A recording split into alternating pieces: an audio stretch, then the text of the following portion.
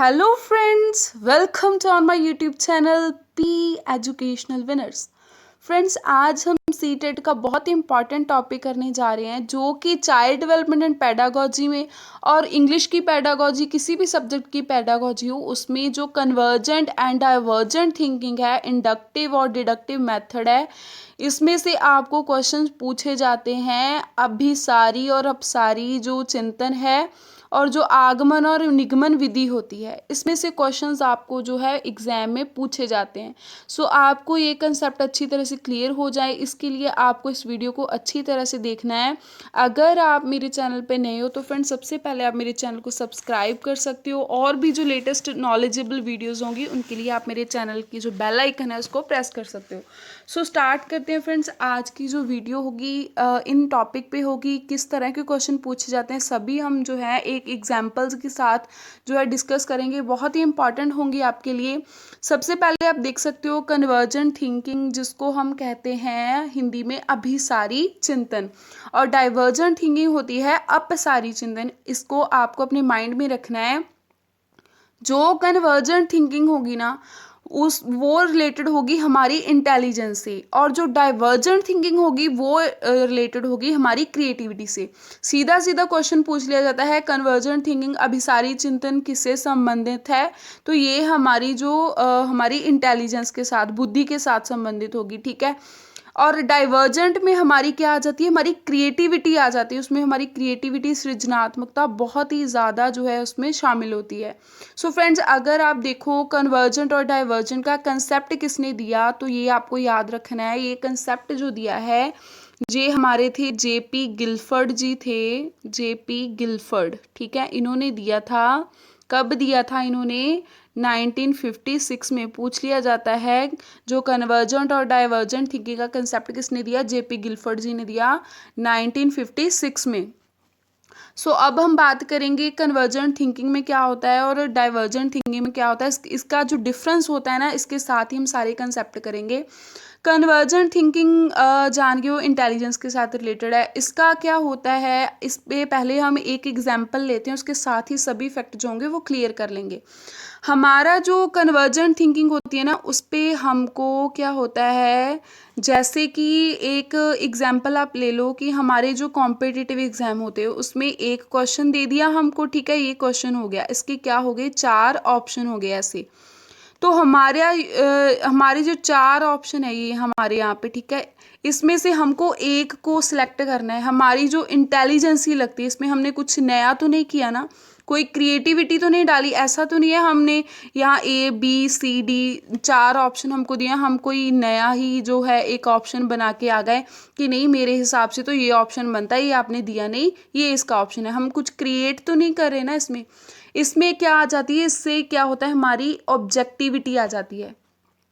ऐसा तो नहीं है कि हमने ए ऑप्शन को भी सही बता दिया, बी ऑप्शन को भी सही बता दिया, ऐसा तो नहीं होता ना। एक ही सोल्यूशन होता है ना, उसका एक ही आंसर होता है ना ऑब्जेक्टिव टाइप क्वेश्चन का। सो इसका क्या हो गया, सिंगल सोल्यूशन हो गया। तो इंटेलिजेंस ही हम क्लियर कर चुके हैं कि हमारे जो भी कॉम्पिटिटिव एग्जाम आते हैं, CTET, D triple S B, कोई भी एग्जाम आते हैं ऐसे कॉम्पिटिटिव, इसमें जो हमको ऑप्शन दिए जाते हैं, एक क्वेश्चन के 4 ऑप्शन दिए जाते हैं, उसमें से हमको एक को जो है सिलेक्ट करना होता है। वो क्वेश्चंस, वो जो टेस्ट होते हैं वो स्टैंडर्डाइज टेस्ट होते हैं, ऑब्जेक्टिविटी पे जो आधारित होते हैं, सिंगल सोल्यूशन होते हैं। और एक चीज़ उसमें होती है स्पीड पे, स्पीड होती है, उसमें हमको टाइम दिया होता है ना, इतने टाइम में इतने क्वेश्चन करने हैं। तो ऐसा तो नहीं है हम उसमें अपने थिंकिंग लिख रहे हैं, थॉट लिख रहे हैं, उसमें कुछ नया टाइम दे रहे हैं, ऐसा तो कुछ नहीं है ना। हमको उसको स्पीड के साथ करना है, ठीक है। उसमें क्या होती है, एक्यूरेसी होती है। ऐसा तो नहीं है ना एक बुक में आपको जो है 1857 को जो विद्रोह होता है उसमें आपको बता दिया इसका ये, इसमें जो था तत्कालीन कारण था, और किसी बुक में कुछ और बता दिया जाए। ऐसा तो नहीं ना, एक क्वेश्चन का एक आंसर एक्यूरेसी के साथ होता है और लॉजिक के साथ होता है। ऐसा नहीं है कि एक क्वेश्चन के 2 आंसर बने। सो ये सभी जो होते हैं ना, ये हमारी सब्जेक्टिविटी को छोड़कर ऑब्जेक्टिविटी पे आते हैं। हैं, स्पीड होती है, एक्यूरेसी होती है, लॉजिकल थिंकिंग लगती है। ठीक है, ये हमारी इस एग्जाम्पल के साथ हमारे जो कॉम्पिटिटिव एग्जाम होते हैं इसके साथ आपको याद रखना है। ठीक है, और इसमें एक एग्जाम्पल आप और ले सकते हो, जैसे हम बता सकते हैं कि अगर किसी बच्चे के पास जो है 2 पेंसिल हैं, ठीक है, उसने जो है एक अपने भाई को दे दी, तो उसके पास कितनी बचेंगी? तो वो सीधा सा एक लॉजिक लगाएगा, 2 - 1 कर देगा, उसके पास 1 जो है वो बाकी बच जाएगा। ठीक है, इसमें कोई नया तो नहीं है ना, अगर -1 करो तो 2 में से 1 माइनस करो तो 1 ही आएगा ना, ऐसा तो नहीं कुछ और आंसर आ जाएगा। सो ये क्या होते हैं, सिंगल सोल्यूशन होते हैं, इसमें कुछ क्रिएट नहीं किया जाता। ये इस पे क्या लगती है, हमारी कन्वर्जेंट थिंकिंग, हमारी इंटेलिजेंस ही लगती है। ठीक है, ये बात आपको याद रखनी है। इसके बिल्कुल जो ऑपोजिट हमारी डाइवर्जेंट थिंकिंग है, उसमें क्या होता है, उसमें हमको एग्जाम्पल लेनी है। अगर हमको जैसे हमारे होते हैं एग्ज़ाम, होते हैं BA लेवल के, होते हैं MA लेवल के होते हैं, उसमें हमको बोला जाता है 200 वर्ड्स में इस टॉपिक, इस कंसेप्ट के ऊपर जो है अपने विचार व्यक्त करें। ठीक है, ऐसा कुछ क्वेश्चन होता है, उसमें हम क्या करते हैं कि कोई जो कैंडिडेट होता है, कोई जो स्टूडेंट होता है, वो कुछ अपने व्यूज़ रखता है। ठीक है, कोई 200 वर्ड्स में लिखता है, कोई 100 वर्ड्स में ही कंबाइन कर देता है, कोई पॉइंट को किस तरह लिखता है। उसमें क्या हमारी इमेजिनेशन काम करती है। डाइवर्जेंट थिंकिंग को आप देख सकते हो, एक कंसेप्ट दे दिया हमको, उसको क्या करना है, दिशाओं में सोचकर उसका सल्यूशन देना है। कोई व्यक्ति कहीं से कुछ व्यूज़ उसमें डाल देगा, क्वेश्चन के आंसर में कोई कुछ व्यूज़ अपने डाल देगा। सो अगर हम जो है दिशाओं में सोचते हैं, दिशाओं से आप D से याद रख सकते हो, डाइवर्जेंट थिंकिंग, इसको आपको याद रखना है, अपसारी चिंतन। ठीक है, दिशाओं में सोचता है बच्चा, इस पे हमारी इमेजिनेशन काम करती है, मैनी सोल्यूशन आते हैं इसमें। ये ऐसा नहीं है, रिजिड नहीं है कि अगर जो है नाउन बता दिए जाते हैं, नाउन के कितने होते हैं, ठीक है, उनके टाइप्स, तो ये नहीं है कि कोई और टाइप निकल के आ जाएगी, उसकी कोई और क्वांटिटी निकल के आ जाएगी, ऐसा नहीं है। अगर वो इतने प्रकार के हैं तो इतने प्रकार के ही होंगे, उसके प्रकार बढ़ नहीं जाएंगे। हाँ, अगर उसका बता दिया जाए, उसकी एग्जाम्पल्स दो, उसको डिस्क्राइब करो, तो उसके मैनी सोल्यूशन होंगे, उसकी एग्जाम्पल्स कोई कुछ देगा, कोई कुछ देगा। ठीक है, ये चीज़ आ जाती है इसमें हमारी। जो अगर हमको जो है इमेजिनेशन करने का जो कोई टॉपिक मिले, अपने विचार व्यक्त करने का कोई टॉपिक मिले, तो वो डाइवर्जेंट थिंकिंग से कनेक्ट होगा। अगर हमको किसी एक चीज़ को, एक ऑप्शन को चुनना है, तो उस पर हमारा कंसेप्ट लगेगा कन्वर्जेंट थिंकिंग का। ठीक है, सो मैनी सोल्यूशन पे काम करता है, रिजिड नहीं होता कि हाँ इसका यही आंसर है, तूने ऐसा इसका व्यू कैसे बना दिया। आप देखते होगे टीवी पे जो डिबेट होती है, ठीक है, एक टॉपिक पे कितनी सारी जो है बातें निकल के आती हैं, कोई कुछ विचार अपने बताता है, कोई कुछ बताता है। जो डिबेट होती है ना, उस पे इमेजिनेशन लगती है, मैनी सोल्यूशन नॉट रिजिड। ऐसा नहीं किसी का आइडिया गलत हो सकता है, वो अपने पॉइंट ऑफ व्यू में सही बात कर रहा है। ठीक है, सो ये सारी चीज़ें जो आती है वो डाइवर्जेंट थिंकिंग में आती है। सो इसमें क्रिएटिविटी होती है, एग्जाम में पूछ लिया जाता है क्रिएटिविटी किस जो है चिंतन से संबंधित है। सो वो हमारी जो है अपसारी चिंतन से, डाइवर्जेंट थिंकिंग से जो है वो कनेक्ट करती है। सो इसमें क्या होता है, कुछ नया देखने को मिलता है। अगर मैं पढ़ा रही हूँ कुछ भी पढ़ा रही हूँ, नाउन पढ़ा रही हूँ, तो मैं उसकी एग्जाम्पल एक बच्चे से पूछूंगी तो वो यूनिक बताएगा, कुछ भी किसी का नाम और बता देगा, किसी जगह का नाम। सो वो एग्जाम्पल्स क्या होंगी, वो सारी चीज़ें क्या होंगी, एक यूनिक होंगी। उससे क्या होगा, वो बच्चा अपना जो है अपने व्यूज़ को और भी जो है निखर के अपने सामने जो है और भी कंसेप्ट निकल कर आएंगे। ठीक है, और अपने व्यूज़ व्यक्त करेगा, एक्सप्लोर होगा। ठीक है ना, उसके आइडियाज़ एक्सप्लोर होंगे और भी। और इसमें क्या शामिल होगा, इसमें एक्सप्लेनेशन शामिल होगी। और अगर कन्वर्जेंट थिंकिंग में सिर्फ 4 ऑप्शन वाले या एक चीज़ पूछ ली जाती है, ये कितने, इसके प्रकार कितने हैं, कुछ भी पूछ लिया जाता है, तो उसका जो है सिंगल सोल्यूशन।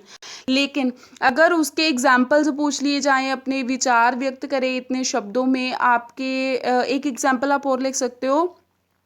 अगर पूछा जाए इस देश में गरीबी है या नहीं, एक सिंगल क्वेश्चन पूछा जाए, तो मैं उसका आंसर, कोई भी बच्चा उसका आंसर देगा हाँ या ना में। ठीक है, तो उसमें क्या लगा, हमारा कन्वर्जेंट थिंकिंग लगी। उसमें है गरीबी या नहीं है इस देश में, कोई भी देश आपको कहीं कोई जगह पूछ ली जाए, उसमें हाँ या ना, येस और नो में हम क्या दे देंगे आंसर। ठीक है, इस डाइवर्जेंट थिंकिंग में आप समझ सकते हो, अगर कोई आपको कहे कि अपने विचार व्यक्त करे कि इस देश से गरीबी को कैसे हटाया जा सकता है, इसमें क्या पूछा, उस चीज़ का सल्यूशन, इसमें क्या आएंगे, अभी इसमें व्यूज़ आएंगे, इमेजिनेशन होगी, यूनिकनेस होगी, सभी अलग अलग तरीके से बताएंगे, क्रिएटिविटी आएगी, इसमें भी कैसे हम अच्छी तरह से इस चीज़ को, जो हमारी जो गरीबी है, इसको हम हटा सकते हैं, ठीक है, गलत चीज़ है इसको हटाना है, कोई भी चीज़ है इसमें क्या होगी, इसमें बच्चे को, कोई भी इंसान है जो कोई भी है, उसको क्या होगा, एक्सप्लोर, अपने बोलने का मौका दिया जा सकता है। मैनी सोल्यूशन, इमेजिनेशन, ये सारी चीज़ें क्या किस में आ जाएंगी, डाइवर्जेंट थिंकिंग में। सो इसमें क्या होती है, सब्जेक्टिविटी होती है, ना कि एक चीज़ का एक ही सोल्यूशन होगा, इसमें तो कितना ही लिख दो उतना ही जो है वो कम पड़ जाएगा, ठीक है, सब्जेक्टिविटी इस चीज़ में आ जाती है, ठीक है। सो कन्वर्जेंट और डाइवर्जेंट में कंफ्यूज नहीं होना, इस पे हम कुछ क्वेश्चन करते हैं, एग्जाम में पूछ लिया जाता है।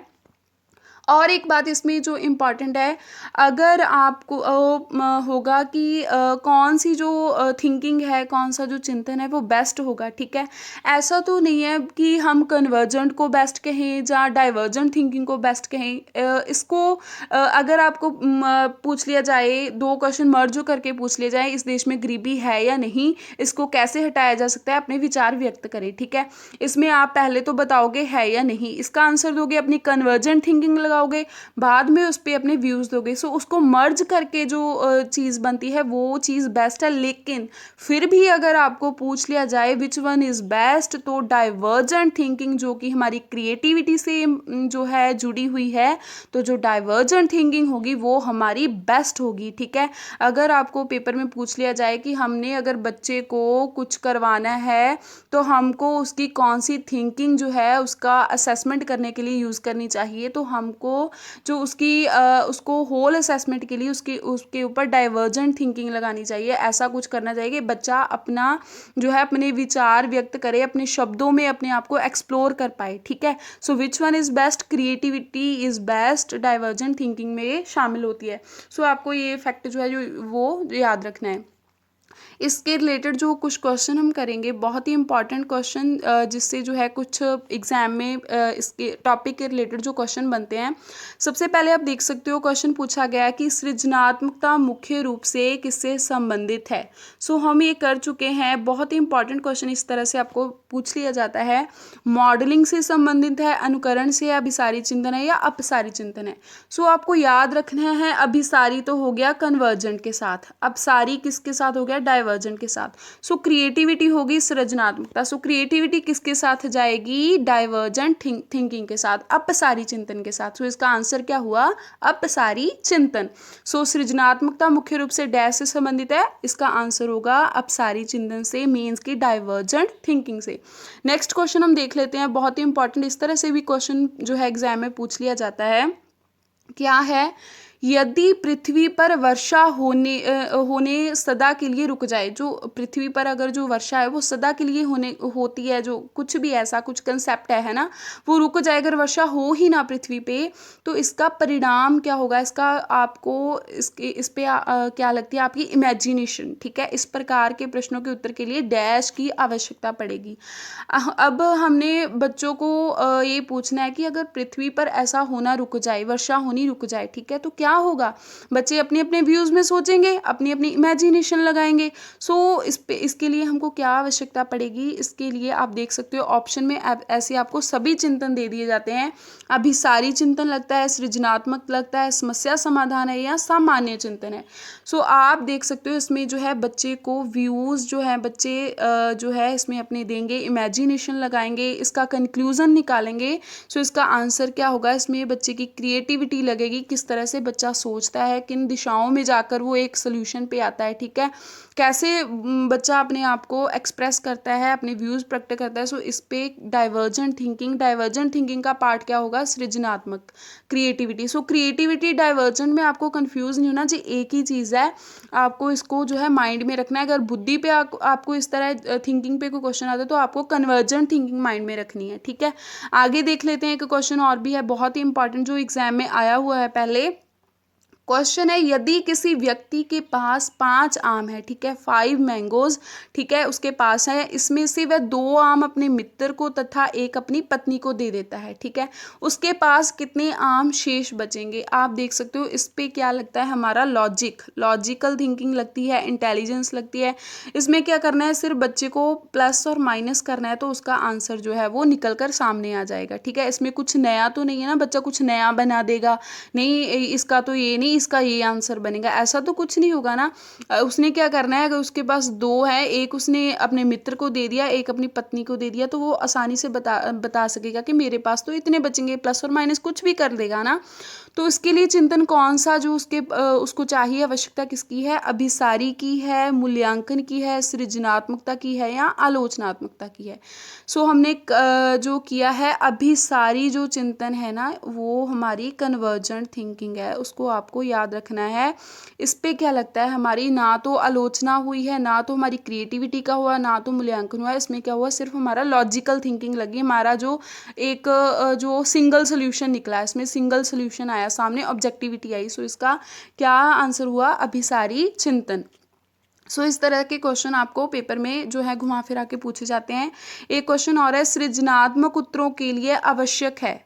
अगर आपको इस पे देखा जाए सृजनात्मक उत्तरों के लिए क्या आवश्यक है, तो आपको ये क्वेश्चन जो है पिछली वीडियो में भी करवाया था कि मुक्त उत्तर वाले, जिसमें जो है बच्चे को बांधा ना जाए कि आप सही और गलत बताओ और बात ख़त्म करो। आप उस पर अपने जो विचार प्रकट करो, एक्सप्लोर करो अपने आप को, उस पर जाती है क्रिएटिविटी, ठीक है। सृजनात्मकता तो आधारित ही इस पे है कि बच्चा अपने आप को जितना बता सकता है, उसके अंदर क्या चल रहा है, क्या वो कर सकता है, उसकी पोटेंशियल क्या है, उसका जो है उसको बांधा ना जाए किसी चीज़ में। सो मुक्त उत्तर वाले जो प्रश्न होंगे ना, वो सृजनात्मकता के लिए आवश्यक है। इस पे हमारी जो क्रिएटिविटी है वो पूरी तरह से बेस्ड है। नेक्स्ट बहुत ही इंपॉर्टेंट जो फ्रेंड्स टॉपिक है हमारा, इंडक्टिव मेथड और डिडक्टिव मेथड का। इंडक्टिव मेथड को हम हिंदी में बोलते हैं आगमन विधि, डिडक्टिव को बोलते हैं निगमन विधि, ठीक है। ये अप्रोच दी किसने है, इस पे हम सोचे तो ये अरस्तु ने दी है। पूछ लिया जाता है पेपर में, अगर इंडक्टिव और डिडक्टिव अप्रोच किससे संबंधित है, जो ये अरस्तु ने दी है, ठीक है। अगर पेपर में जो है आपको इसमें से कंसेप्ट में से कोई भी क्वेश्चन आता है, तो इसके लिए आपके लिए बहुत इंपॉर्टेंट है, आपको पता होना चाहिए इंडक्टिव मेथड को हम किस नाम से और पुकारते हैं, इसमें क्या शामिल होता है। तो सभी कंसेप्ट हम जो है विद एग्जांपल्स करेंगे फ्रेंड्स। एक तो आपको समझना है कि जो इंडक्टिव मेथड है वो हमारा एग्जाम्पल टू रूल जाता है, ठीक है। इसमें से हम आप जो है बहुत ही अच्छी तरह से समझेंगे क्या ये जो है मेथड में शामिल है। एग्जाम्पल टू रूल से मेथड जाता है, अगर मान लो मैंने बच्चों को पढ़ाना है कोई भी कंसेप्ट, तो मैं बच्चों को क्या करूँगी, इस पे जो बच्चों को चीज़ें पहले से पता होंगी ना, जो चीज़ें बच्चों को पता होंगी वो मैं बोर्ड पर लिखती जाऊँगी। जैसे मैं बच्चों को क्या पढ़ाना चाहती हूँ, नाउन पढ़ाना चाहती हूँ मैं बच्चे को, उसको मैं क्या करूँगी, उससे पहले तो उसका नाम पूछूंगी, वो अपना नाम बताता है, फॉर एग्जाम्पल अमन बताता है, कहाँ से बिलोंग करता है, वो दिल्ली से बिलोंग करता है, ऐसा उसने जो है प्लेस बता दिया। ऐसे ही मैं 2-3 बच्चों को जो है उनके नाम विद जो प्लेस कहाँ से वो बिलोंग करते हैं मैं लिख लेती हूँ बोर्ड पे, ठीक है। तभी मैं बताऊंगी उनको कि हाँ इन स्पेसिफिक जो नाम होते हैं, जगह होते हैं, इनको हम नाउन बोलते हैं। सो मैंने क्या किया, जो चीज़ें उनको पहले से पता थी, उनके लिए तो कोई चीज़ नहीं थी ना, उन्होंने नाम भी उनको पता था, उनको उनकी प्लेस भी पता थी, लेकिन मैंने जब उनको बताया इन चीज़ों को ही जो है स्पेसिफिक चीज़ों को ही नाउन बोलते हैं, मैंने क्या किया, रूल उनको बाद में समझाया। उनको जो चीज़ें पता थी ना, उनके ऊपर ही मैंने उनको जो है वो चीज़ जो है एंड पे उनको रूल बताया कि इस चीज़ को ये बोलते हैं, ठीक है। तो ये कंसेप्ट क्या हुआ, नोन टू अननोन जाती है, जो हमारा इंडक्टिव मेथड है, आगमन विधि है, ठीक है। एक तो मैंने पहले उनको एग्जाम्पल लिखी बोर्ड पे, ठीक है, बाद में उनको रूल समझाया। सो ये क्या कहाँ अप्रोच जाती है, एग्जाम्पल टू रूल पे जाती है, ठीक है। और एक बात, कंक्रीट टू ऑब्स्ट्रैक्ट। ऑब्स्ट्रैक्ट चीज़ है जो वो उनको पता नहीं थी, ठीक है। कंक्रीट वो थी जो उनको पता थी पहले, उस पे मैंने जो उनको चीज़ें पता थी उनके बाद उनको वो चीज़ समझाई जो जिसके बारे में वो बिल्कुल वो अज्ञात थे, उनको कोई नॉलेज नहीं थी। तो वो ये क्या अप्रोच चल गई, कंक्रीट टू अप्रोच चली गई ये अप्रोच, ठीक है। आगमन विधि नोन टू अननोन भी आप समझ गए होंगे, कंक्रीट टू एब्स्ट्रैक्ट भी समझ गए होंगे, और एक एग्जाम्पल टू रूल। अब बात आती है बॉटम टू टॉप पे। बॉटम टू टॉप आप समझ सकते हो, सबसे पहले तो हमने छोटी छोटी चीज़ें बोर्ड पर लिखी, उन जो वो बता रहे थे, ठीक है। उसके बाद हमने उनको एक स्पेसिफिक रूल का जो है उसके अंडर कर दिया, उसको नाम दे दिया। तो हमने क्या किया, बॉटम टू अप गए, ठीक है। पहले चीज़ें इकट्ठी की, उसके बाद उनको जो है समझाया कि इसको ये कहते हैं। सो बॉटम टू अप जो है, बॉटम टू टॉप ये अप्रोच हुई, ठीक है। इसको आपको इन माइंड में रखना है। और एक बात, स्पेसिफिक टू जर्नल अप्रोच इसे कहते हैं हम। इंडक्टिव मेथड क्या है, स्पेसिफिक टू जर्नल। अगर हमने बच्चों को कहा एग्जाम्पल्स देने को, किसी ने कुछ बताया अपना नाम, किसी ने कुछ बताया। अगर बच्चों ने जो है कुछ बताए नाम अपने, कुछ बताए, ठीक है, तो वो क्या होंगे, वो स्पेसिफिक होंगे। सभी नेम क्या होंगे, वो स्पेसिफिक, ठीक है। कोई भी चीज़ अगर हम बताते हैं एग्जाम्पल्स के थ्रू, सभी अपने नए नए आइडियाज़ देते हैं, क्रिएटिविटी दिखाते हैं, ठीक है। तो वो क्या हो जाती है, स्पेसिफिक में आ जाती हैं, स्पेसिफिक चीज़ हो जाती है। और उसको हम अगर एक रूल के साथ रिलेट करते हैं, तो रूल क्या होता है, सभी के लिए एक ही होता है। तो वो तो एक जनरल कैटेगरी में आ गया ना, रूल तो एक ही है। अगर a+b का स्क्वायर ये निकलता है तो वो रूल एक ही होगा, जनरल होगा, स्पेसिफिक किसी के लिए नहीं है कि मेरे लिए तो नया बना है, तेरे तेरे लिए ये बना है, ऐसा तो नहीं है ना। एग्जाम्पल्स जो होंगी वो स्पेसिफिक होंगी, रूल क्या होगा, वो जनरल होगा। सो अगर एग्जाम्पल पहले आती है, रूल बाद में आता है, तो ये क्या हो जाएगी, अप्रोच स्पेसिफिक टू जनरल। और एक बात, अगर हम इसको जो है पहले नोन टू अननोन जा रहे हैं, तो जो नोन चीज़ें होंगी ना वो सिंपल होंगी, जो हमें पहले से पता होंगी वो सिंपल होंगी। जो रूल है वो बाद में आएगा, वो हमें नहीं पता। तो ये क्या अप्रोच है, सिंपल टू कॉम्प्लेक्स, ठीक है। इसके साथ ही ये लर्निंग बाय डूइंग हो जाती है। बच्चे अपने जो है बता रहे हैं, एग्जाम्पल्स ढूंढ ढूंढ के बता रहे हैं, ऐसा होगा तो क्या होगा, ऐसा होगा तो क्या होगा। टीचर एक अलग से उन एग्जाम्पल के साथ एक रूल बता देती है, तो उसे इससे क्या होगा, बच्चों की जो एक लर्निंग बाय डूइंग हो जाएगी। बच्चे उसमें पार्टिसिपेट करेंगे, उसको एक रियलिस्टिक वे से जानेंगे, ठीक है। सो लर्निंग बाय डूइंग ये इंडक्टिव मेथड हो जाता है। आपको अगर पेपर में कोई भी ऑप्शन हो जाता है, लर्निंग बाय डूइंग आता है, simple to complex, specific to general, example to rule, so ये सभी क्या किस मेथड के नाम है, इंडक्टिव मेथड के नाम होंगे, ठीक है। इसको आपको जो है माइंड में रखना है। अभी जो डिडक्टिव मेथड है, निगमन विधि है ना, ये बिल्कुल जो है इंडक्टिव मेथड से ऑपोजिट जाएगी। इसमें क्या होगा, इसमें जो टीचर है कोई भी कंसेप्ट पढ़ाता है तो पहले सबसे पहले उनको रूल बता देगा, ठीक है। उनको रूल बता देगा कि इसको ये कहते हैं, बाद में उसकी एग्जाम्पल्स बता देगा, जैसे जैसे ये वाले नाम है, ये जगह का नाम है, ठीक है। नाउन की ही एग्जाम्पल ले लेते हैं। जो टीचर ने बता दिया, इन जगह को नाम, किसी व्यक्ति का नाम, इसे हम नाउन कहते हैं। इसके बाद जैसे कोई भी सिटी का नाम बता दिया, किसी व्यक्ति का नाम बता दिया, वो बाद में एग्जाम्पल्स बता दी। सो बच्चों के लिए जो रूल होगा ना वो बिल्कुल नया होगा। पहले तो वो जानेंगे हाँ इसे कहते हैं, बाद में वो आएंगे हाँ ये नामों को हम नाउन कह सकते हैं, ठीक है। ऐसे जो है वो जो डिडक्टिव मेथड हो जाएगा, निगमन विधि हो जाएगी, अननोन टू नोन जाएगी, ठीक है। ऑब्स्ट्रैक्ट टू कंक्रीट जाएगी, वो ऑब्स्ट्रैक्ट चीज़ें वो जो उसकी समझ के पहले नहीं थी, रूल उनके लिए नया था। कंक्रीट जो चीज़ें उनको जो है थोड़ी थोड़ी जो है उनको पता थी, ठीक है। सो ऑब्स्ट्रैक्ट टू जो है कंक्रीट जे मेथड है जो जाता है, ठीक है, डिडक्टिव मेथड हमारा, ठीक है। निगमन विधि टॉप टू डाउन जाती है। रूल क्या होता है, टॉप पे होता है हमारी जो उसके बाद अगर हमने टॉप ही सीख लिया, उसका रूल ही सीख लिया, तो हम कोई भी सम आ जाए उसको हम लगा लगा के वो फॉर्मूला हम उसका आंसर जो है वो निकाल लेंगे, ठीक है। सो वो क्या होगा, टॉप टू डाउन अप्रोच हो जाती है ये, ठीक है। पहले हमने उसका मेन जो है मेथड सीख लिया, रूल सीख लिया, उसके बाद हमने उसको जो है अप्लाई करते करते जो है और कितने सारे सम जो है वो निकाल दिए। सो ये क्या है, टॉप टू डाउन जाती है। रूल टू एग्जाम्पल एग्जाम्पल, पहले रूल बताया बाद में एग्जाम्पल। सो जो हम पहले बात कर चुके हैं, रूल टू एग्जाम्पल जो जाता है वो डिडक्टिव मेथड, एग्जाम्पल पहले आती है रूल बाद में आता है वो होगा इंडक्टिव मेथड। ठीक है, उसके साथ ही जनरल टू स्पेसिफिक, जो जैसे हमने बात की, जो एग्जाम्पल्स होती है ना, जो एग्जाम्पल्स कोई भी एग्जाम्पल लो, ठीक है, कोई भी एग्जाम्पल वो क्या होगी, कंफ्यूज नहीं होना, एग्जाम्पल जो होती हैं वो स्पेसिफिक होती हैं।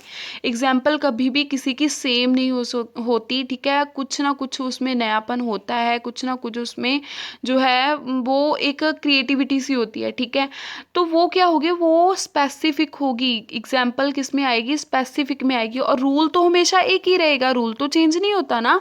रूल किस में जाएगा, रूल जाएगा जनरल में। सो अगर रूल पहले आता है और एग्जाम्पल बाद में आती है तो ये क्या हो जाएगा, general to specific, general to specific ये मेथड जाएगा। सो बहुत ही इंपॉर्टेंट है आपके लिए ये फैक्ट जानना, क्योंकि पेपर में कोई भी जो है इस तरह से नेम दे दिए जाते हैं, उसके रिलेटेड कुछ क्वेश्चन बना दिया जाता है। हम रखते हैं याद सिर्फ डिडक्टिव मेथड को माइंड में, एक ही जो चीज़ रखते हैं कि इंडक्टिव मेथड में एग्जाम्पल्स पहले आ जाती है, डिडक्टिव मेथड में रूल पहले आ जाता है। लेकिन नहीं, आपको जो सभी चीज़ें इसको माइंड में रखनी है, known to unknown, concrete to abstract, कौन सी ये चीज़ें पहले आती हैं कौन सी बाद में आती हैं, सभी को जो है अच्छी तरह से आपको जानना जो है बहुत इंपॉर्टेंट है। क्योंकि सीटेट में आपको क्वेश्चन घुमा फिरा कर पूछा जाता है, आता इन्हीं कंसेप्ट पे है लेकिन ऐसा पूछा जाता है जैसे हमने सीधा सीधा नहीं पढ़ा होता है। ठीक है, सो आपको इसको जो है अच्छी तरह से समझना बहुत इंपॉर्टेंट है। इसके साथ ही ये रीजनिंग के जो टॉपिक है, मेथड है इंडक्टिव और डिडक्टिव, ये आपको जो है क्लियर होता है। आगे भी हम वीडियोस में बहुत ही इंपॉर्टेंट जो कंसेप्ट जो सीटेट में आने वाले हैं, ठीक है, आते हैं क्वेश्चंस, उसको जो है हम बहुत ही अच्छी तरह से समझ कर करेंगे। सो अगर आपको ये वीडियो अच्छी लगी तो कमेंट शेयर जरूर करना है फ्रेंड्स, और भी फ्रेंड्स के साथ शेयर करनी है knowledge. So thank you for watching my video friends, thank you.